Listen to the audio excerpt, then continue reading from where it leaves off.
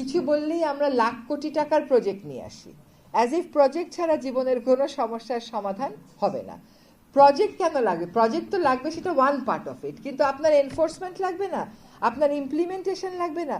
যেটাই বলেন, প্রজেক্ট ছাড়া সরকারি অফিসগুলো এখন আর কাজ করতে চায় না। যদি ক্যান্টনমেন্টের ভিতরে হর্ন ছাড়া গাড়ি বাজাতে পারেন, ক্যান্টনমেন্টের ভিতরে যেখানে সেখানে ময়লা না পড়ে থাকে, তাহলে বাকি শহর কেন আমরা সাজাতে পারলাম না? একটা স্মার্ট সিটিতে when you plan it, of course it has to be comprehensive, কিন্তু আমরা প্ল্যানগুলোকে এমনভাবে আহত করেছি, এমনভাবে ফ্রাস্ট্রেট করেছি যে redoing the plans with all our progressive thinkings will be difficult. Double million offer Walton fridge কিনে পেতে পারেন 20 লক্ষ টাকা, রয়েছে কোটি কোটি টাকার নিশ্চিত উপহার।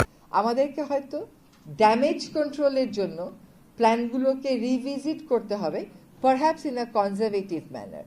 কারণ আপনার তো টাউনশিপ হয়ে গেছে, আপনি মধুপুর শালবনে যান, ওখানে তো টাউনশিপ হয়ে গেছে, মানে হাজার হাজার মানুষ ওখানে 3তলা 4তলা বাড়ি করে থাকতেছে।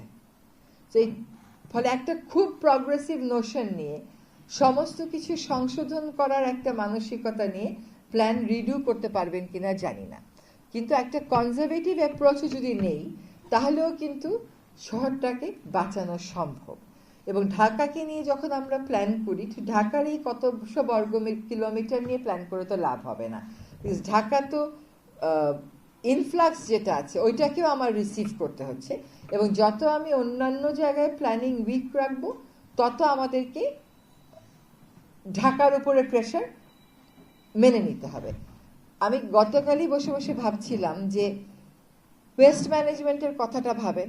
আমি যদি বলি আমি খালগুলো পুনরুদ্ধার করব এবং এর পাশে ওয়াকওয়ে করে দেব কম খরচে, কি লাভটা হবে? আমরা হাতির ঝিলে যদি আমরা বিউটিফিকেশন করে দিলাম, কিন্তু ওখানে মানুষ রুমাল ছাড়া হাঁটতে পারে না। আজকে 53 বছর শহরগুলোর সিওয়েজ সিস্টেম আমরা ঠিক করতে পারি নাই, 53 ইয়ার্স। এখন এই কাজটা প্রায়োরিটি কেন না? ওয়েস্ট ম্যানেজমেন্ট প্রায়োরিটি কেন না? আপনি যেদিকে যান, যদি ক্যান্টনমেন্টের ভিতরে হর্ন ছাড়া গাড়ি বাজাতে পারেন, ক্যান্টনমেন্টের ভিতরে যেখানে সেখানে ময়লা না পড়ে থাকে, তাহলে বাকি শহর কেন আমরা সাজাতে পারলাম না? আমরা কখনো সাজাতে চাই নাই তো।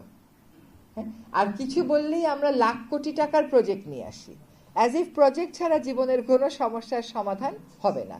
প্রজেক্ট কেন লাগবে? প্রজেক্ট তো লাগবে, সেটা ওয়ান পার্ট অফ ইট, কিন্তু আপনার এনফোর্সমেন্ট লাগবে না, আপনার ইমপ্লিমেন্টেশন লাগবে না। যেটাই বলেন, প্রজেক্ট ছাড়া সরকারি অফিসগুলো এখন আর কাজ করতে চায় না। আমরা যদি হাতি রক্ষার কথা বলি, সেখানেও একটা প্রজেক্ট লাগবে।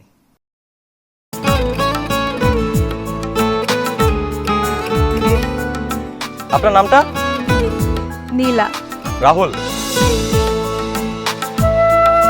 রবি, এই মেয়েটারে তোর ভাবি সবাই কেমন লাগবে? আপনাকে না বলছে আমাকে ফলো না করতে?